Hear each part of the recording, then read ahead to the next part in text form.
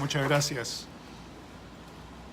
Para mí es un honor estar nuevamente en el Consejo Departamental de Lima del Colegio Ingeniero del Perú para tratar esta noche un tema que es de vital importancia para el desarrollo de la construcción en el Perú, que es sobre el nuevo reglamento de la Ley de Contratación del Estado, que entrará en vigencia el día de mañana.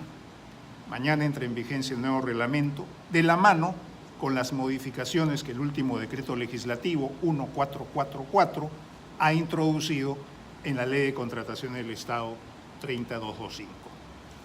Muy bien, yo quisiera concentrar mi exposición en 5 temas, únicamente 5 puntos para tratarlos con algún nivel de detalle a efectos de sentar nuestra posición. El primer punto que vamos a tratar es la definición de consultoría de obras. Luego vamos a hablar sobre la sustitución de la garantía de fiel cumplimiento, posibilidad que se ha introducido en el reglamento. A continuación, en tercer lugar, vamos a hablar sobre los factores de evaluación para consultoría de obras. En cuarto lugar, hablaremos sobre la penalidad por no estar terminada la obra, que es una figura nueva que se ha introducido en el reglamento.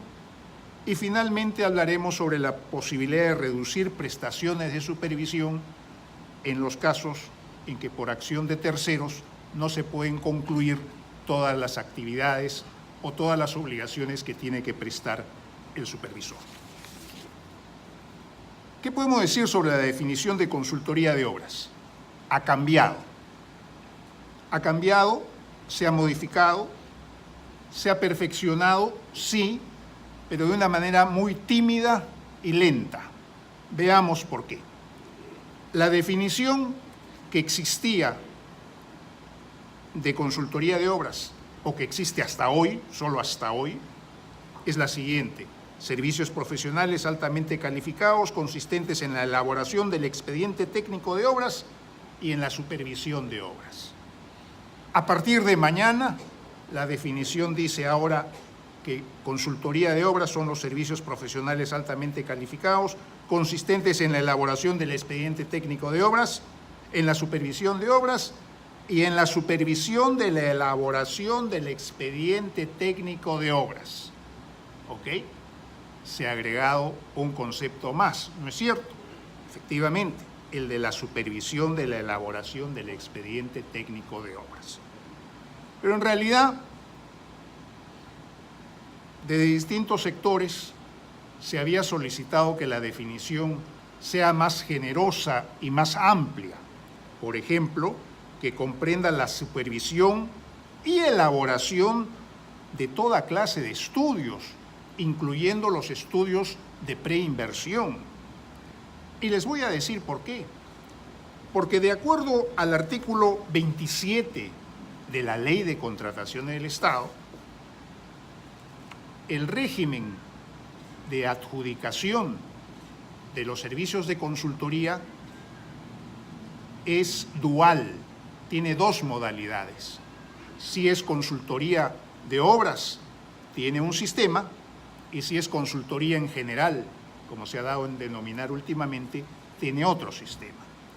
Hasta hoy, por ejemplo, si es que se trataba de consultoría de obras, se aplicaba el doble promedio, que ha regido en los últimos tiempos. A partir de mañana, si es consultoría de obras, se volverá a los márgenes, no más del 110%, ni menos del 90% del valor referencial. Eso en el caso de consultoría de obras.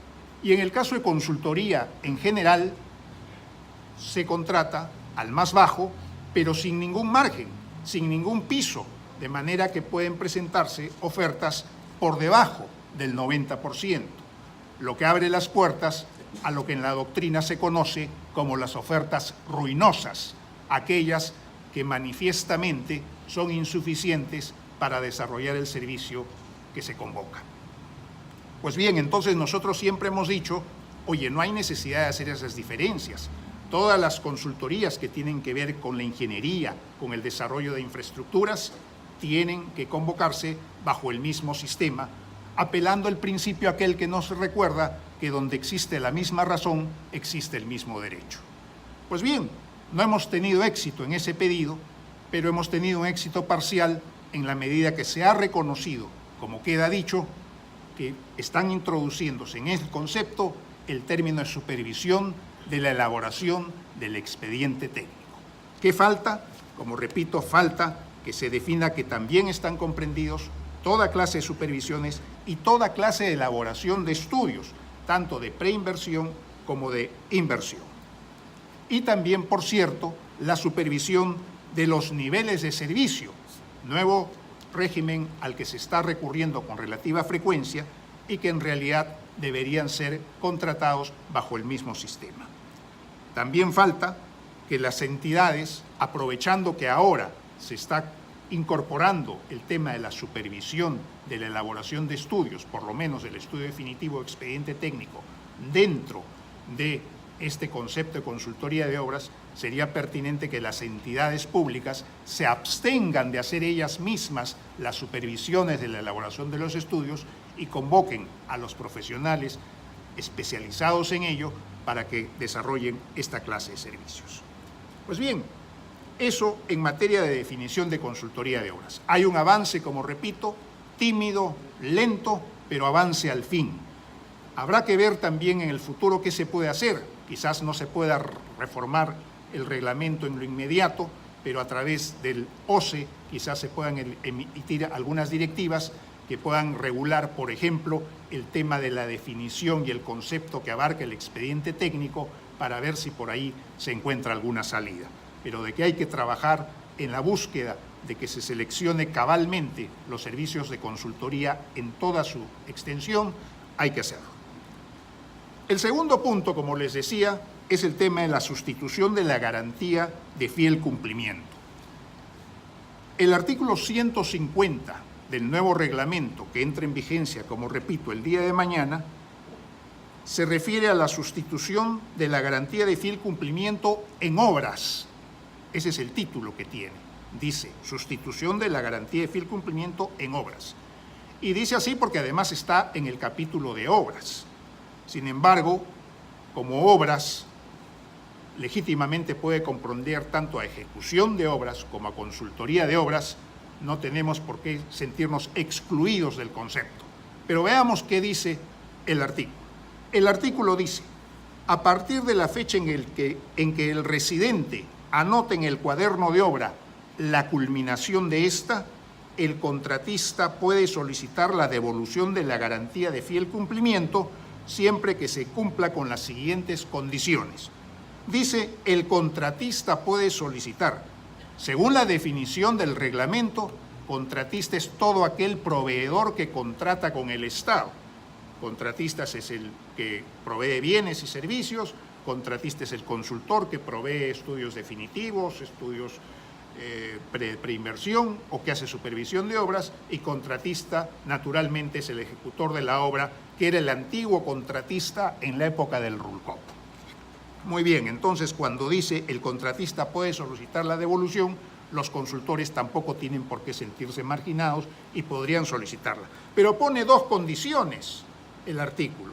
La primera condición es que la entidad haya retenido el 5% del monto del contrato vigente a solicitud del contratista. ¿Okay? Que el consultor, por ejemplo, le diga, reténme el 5% del monto del contrato. Pero esa es una condición. Y la otra es que el contratista presente una garantía de fiel cumplimiento equivalente al 5% del monto del contrato vigente. Entonces, ¿qué sucede? Hay un problema acá que yo presiento grave, porque dice a partir del que el residente anote en el cuaderno de obra que ya ha culminado la obra. O sea, ya la obra está. Entonces, cuando la obra está, le dicen, ya puedes sustituir tu garantía de fiel cumplimiento, que es por el 10%, como sabemos nosotros, y le dicen, la sustituyes por otra garantía de fiel cumplimiento del 5 y por retenciones del 5. 5 más 5 es 10. O sea, 10 contra 10. No cambias nada, simplemente cambias tu garantía de fiel cumplimiento por otra de fiel cumplimiento y un fondo de garantía de 5%.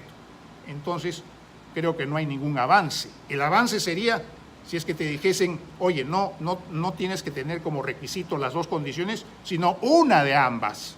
Entonces, claro, ya avancé, acabé mi obra, avancé el 100% literalmente, entonces ya, ok, falta que recepcionen, que hagan las observaciones, lo que sea, ok, dejo 5% y no 10%, ya, dejo. Cambio de la garantía de fiel cumplimiento por una de 5%. O de lo contrario, sustitúyeme por el fondo de garantía. Pero no, 10 contra 10, sigues en lo mismo. Creo que ahí, lamentablemente, no hay ningún avance. Y no hay ningún avance, además, porque un artículo anterior, estamos hablando del 150, uno anterior, el 149, nos dice lo siguiente, el 149.4, en los contratos periódicos de suministro de bienes o de prestación de servicios en general, así como en los contratos de consultoría en general, de ejecución y consultoría de obras que se deben las entidades con las micro y pequeñas empresas, estas últimas pueden otorgar como garantía de fiel cumplimiento el 10% del monto del contrato original, porcentaje que es retenido por la entidad. O sea, las micro y pequeñas empresas sí pueden reemplazar su carta fianza por su fondo de garantía. En circunstancias como las actuales, en que el costo financiero es tan elevado y los bancos nos cobran tanto, exigir una carta de fiel cumplimiento y mantener esa exigencia es trabajar para los bancos y no para los contratistas, es trabajar para los bancos y no para los ingenieros.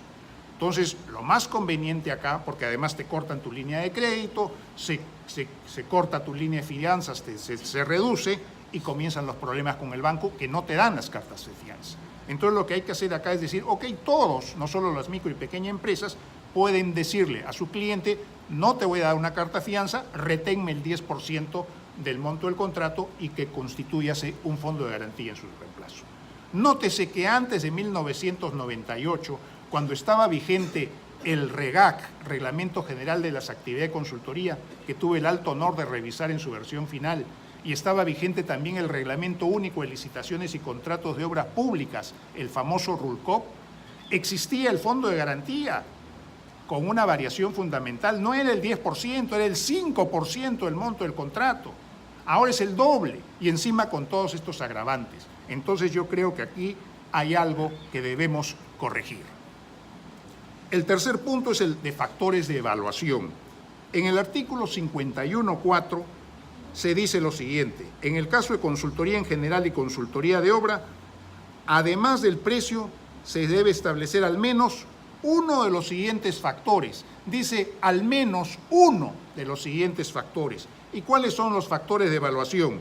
Experiencia del postor en la especialidad, metodología propuesta, conocimiento del proyecto de identificación de facilidades, dificultades y propuestas de solución, aquellos relacionados con la sostenibilidad ambiental o social y otros que se prevean en las bases estándar que apruebe el OCE.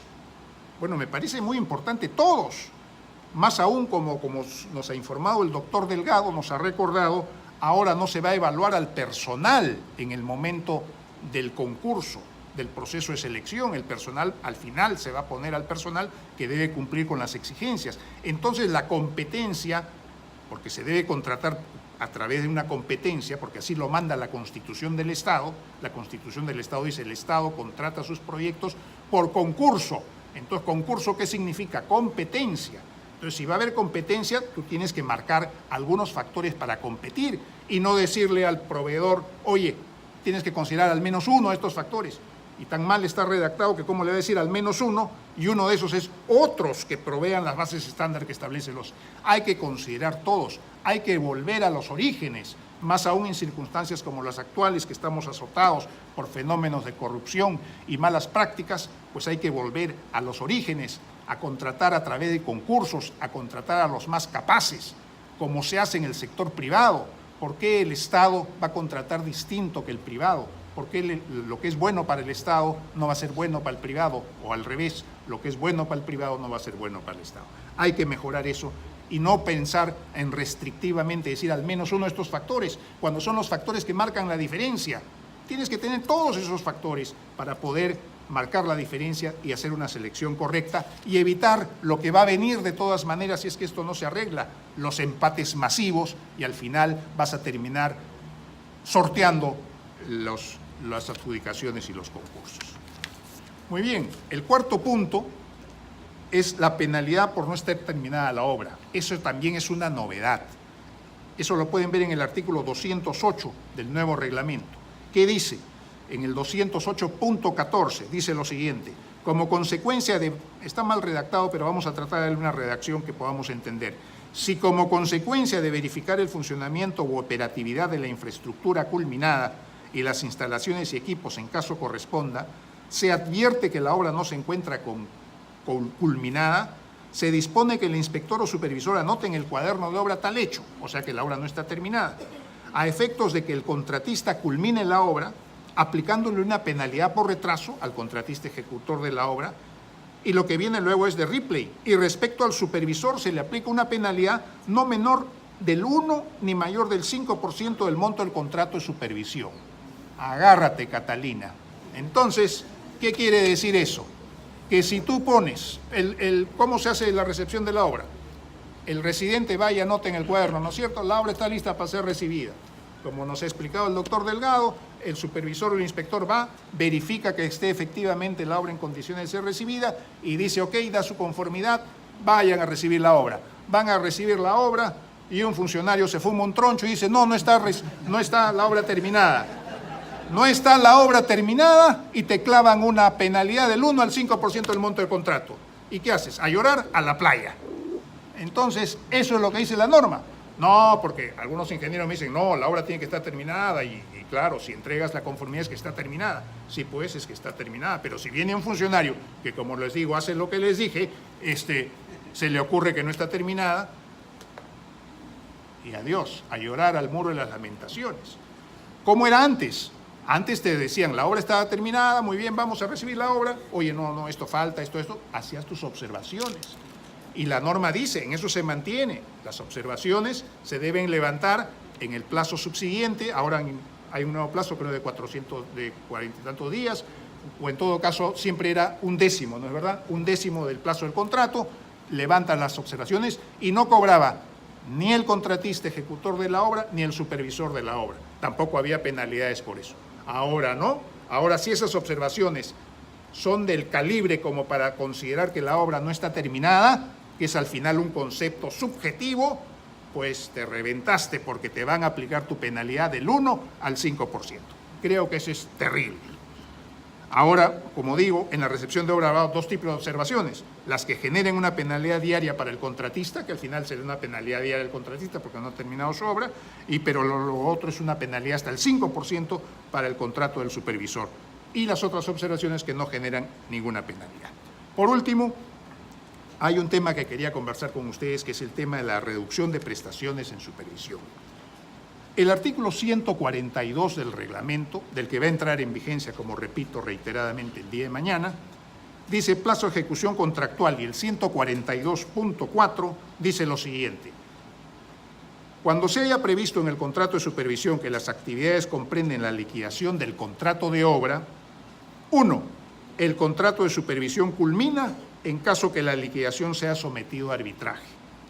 Y 2. El pago por las labores hasta el momento en que se efectúa la recepción de la obra se realiza bajo el sistema de tarifas, mientras que la participación del supervisor en el procedimiento de liquidación es pagado empleando el sistema a suma alzada. Muy bien, eso está perfecto. O sea, ¿qué quiere decir la norma? La norma te está diciendo que si una de tus obligaciones es hacer la liquidación del contrato de obra que tú estás supervisando, pues bien, y ese contrato de obra se va a arbitraje y tú ya acabaste tu chamba, pues tú puedas decir, oye, acá termina mi contrato, dame mi certificado de trabajo, dame mis cartas fianzas que las tienes retenidas y acabó el contrato y nos vemos en la próxima. Entonces, eso es muy importante, porque ¿qué está pasando ahora?